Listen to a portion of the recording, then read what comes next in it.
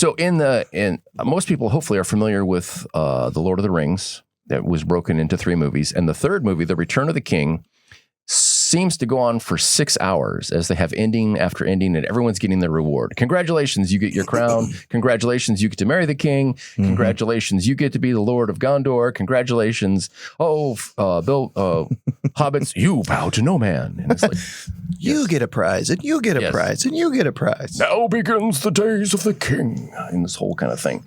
But does Oprah appear? Yeah, it should be. There? But there's a cool part. There's a cool part that got left out of the movies that was really good in the book. All right.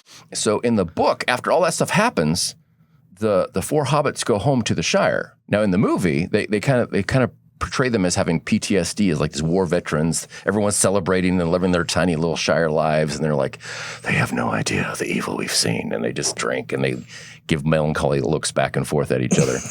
But in the book, they come home.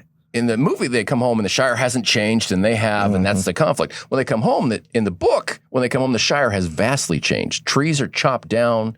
There's bullies and press gangs knocking people around, and all the locals are scared and terrified.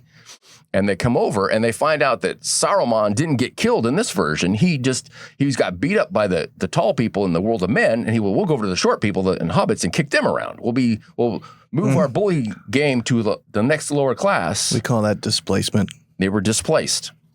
So they come in and the hobbits go, hey, you can't do this. There's a king and he's not going to hear about it. It's like, yeah, well, where's the king's men? And they literally throw back their overcoats like, we're the king's men. They're wearing their armor and their swords, and they kick the living crap out of all these bullies and drive them out of the Shire. The Shire.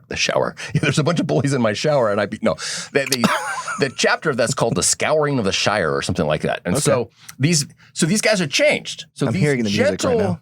These gentle agrarian, Hobbit people, they come home, but they have been changed by that. And they're like, if they hadn't gone on this journey, they would be as helpless as their neighbors to these bullies. But because of what they've seen, they're like, I did not go all the way to Mordor and set this whole land back in order for bullies to move into my neighborhood and steal my lunch money. This ain't happening.